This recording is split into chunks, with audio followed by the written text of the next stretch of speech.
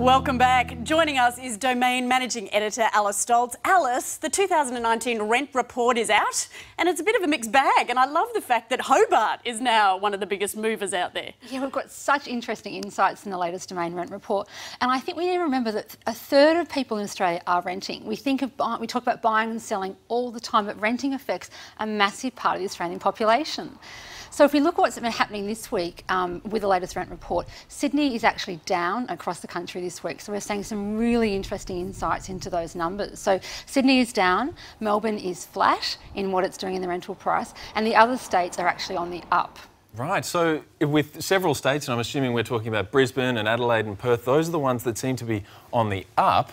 How do you think this informs the discussion and the debate many renters are having about, do I continue renting or should I just take advantage of the low interest rates and maybe buy? It's really a really good question, particularly in Sydney. You know, in Melbourne and Sydney, with the rental market doing what it's doing at the moment, a lot of people are saying, is it now the time to actually buy? And it's a tempting thing, except the biggest hurdle is obviously having a 20% deposit to be able to buy. But you look at those numbers there we have on the screen there, and we're talking, you know, around the $500 a week in Sydney for rent. That's a lot of money you could be putting into your mortgage. It's substantial. But how do you get that 20% deposit to be able to buy a house in the first place? So that's obviously the question. So I think if you can sort of make hay while the sun shines, rents are going down in Sydney. If you can then save a bit extra to put towards a deposit, great. But I think the temptation for a lot of people is not to actually find a cheaper rental. They'll just often think, oh, I'll get a better one then, basically. And you have to have that discipline around saving. So why are we seeing Hobart moving? Do you think are more people moving down to Tassie, or is there that Airbnb question coming in? It's an incredible question. Tourism is what's really changing the market down in Tasmania, and they're basically, over the past few years, there is not enough housing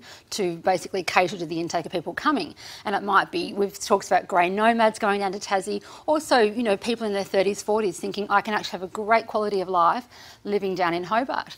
And, you know, you can have it all, mountains, beautiful, you know, river going through, it's a beautiful city, but the market in Tasmania has seen a 40% uptake in property prices over the past 3 years. Wow, so that's, if I read the report correctly, it means that you can get a house in Hobart. It's now more expensive than one in Melbourne, which is stunning. And I mean, if we look at what's on screen here, we can also see that Canberra is an incredible story. Most expensive rental market in the country, Alice. In the country.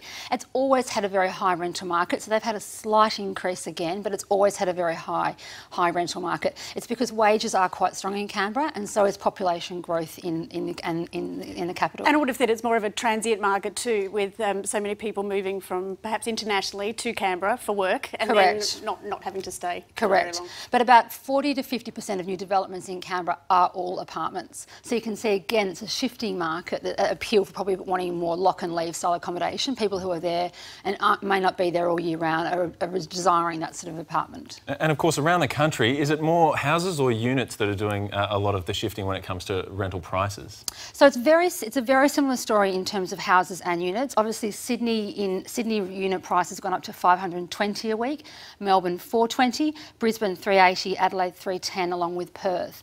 And Perth's another interesting sort of city to look at because it's the cheapest place to rent in Australia at the moment.